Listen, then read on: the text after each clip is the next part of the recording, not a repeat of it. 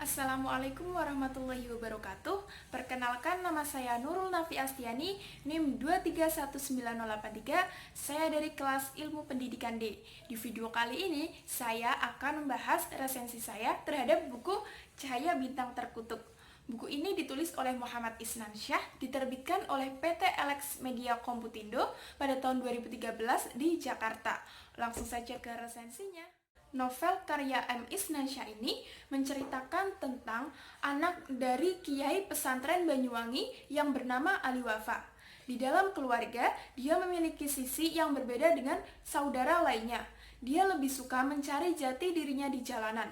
Suatu ketika, di malam yang begitu hening, seorang anak manusia, yaitu Ali Wafa, menemukan jalan pulangnya setelah setahun lamanya tidak pulang.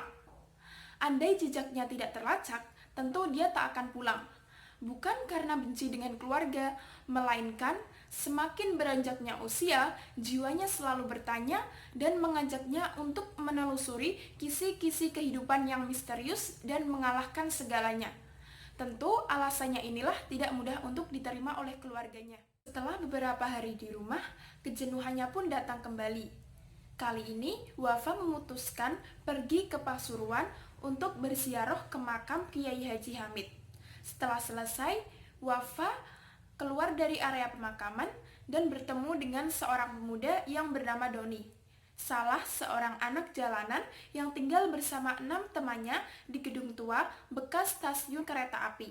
Takdir hidup selalu membawa Wafa untuk bertemu dengan orang-orang seperti mereka. Wafa berkumpul dengan mereka, bersahabat, dan hidup bersama mereka. Semua itu tidak untuk selamanya, tetapi untuk mengerti mengapa mereka memilih jalan hidup yang dikucilkan dan dinilai negatif oleh masyarakat. Di Pasuruan, Wafa bertemu dengan Cak Syam, salah seorang preman yang merupakan mantan santri dari pondok abahnya Wafa. Sekitar 1 tahun Wafa tinggal di rumah Cak Syam. Keadaan ini membuat Wafa bosan. Kali ini, Wafa pergi ke Jember, tempat teman abahnya yang kebetulan akrab dengan Wafa. Namanya Pak Nur. Wafa tinggal bersama keluarga Pak Nur. Di sana, Wafa bertemu dengan teman-teman lamanya. Salah satunya adalah Cak Rozi, yang merupakan mantan santri dari pondok pesantren ternama. Namun, Cak Rozi dan teman Wafa lainnya memiliki kebiasaan buruk di kampungnya, atau bisa disebut dengan sampah masyarakat. Sejak saat itulah, Wafa berpikir untuk membangun padepokan yang akan menampung orang-orang tersebut. Wafa bekerja sama dengan Pak Nur. Kemudian, Pak Nur mewakafkan tanahnya untuk padepokan. Wafa membangun padepokan dibantu teman-temannya dan warga sekitar.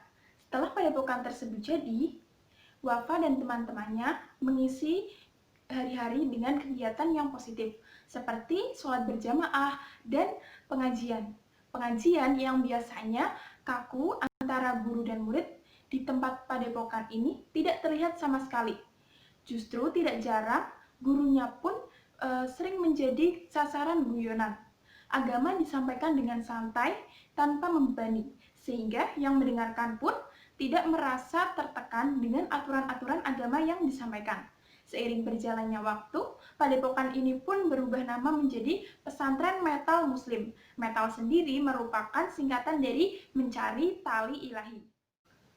Seiring berjalannya waktu, pesantren itu pun semakin ramai dikunjungi anak-anak muda. Semakin bertambah orang yang tinggal dan belajar ilmu agama bersama Cak Rozi dan Wafa. Mereka adalah para mantan preman, pecandu narkoba, kemudian bahkan orang gila yang tidak diketahui asal-usulnya. Bahkan Wafa sendiri pernah harus berurusan dengan polisi. Polisi menggeledah pesantren metal dengan dugaan Wafa menyembunyikan para buronan dan pecandu narkoba. Namun dugaan tersebut tidak terbukti. Santri sudah mulai hidup sebagai manusia normal. Mereka hidup berdampingan dengan masyarakat, bergotong royong, dan saling membantu. Penampilan mereka pun sedikit lebih humanis ketimbang saat pertama menginjakan kaki di pesantren mental. Para orang gila pun sudah mulai menemukan kesadarannya. Seperti itulah sekilas isi dari novel Cahaya Bintang Terkutuk. Menurut saya, novel ini sangat menarik untuk dibaca karena alur cerita dan bahasa yang digunakan sangat mudah dipahami. Selain itu, pada bagian tertentu disertai dengan ilustrasi seperti ini, sehingga memudahkan pembaca untuk menangkap latar suasana yang terkandung dalam setiap cerita. Namun, pada bagian tertentu, buku ini menggunakan bahasa Jawa, sehingga untuk orang luar Jawa mungkin akan kurang mengerti. Sekian pembahasan resensi saya terhadap buku Cahaya Bintang Terkutuk ini.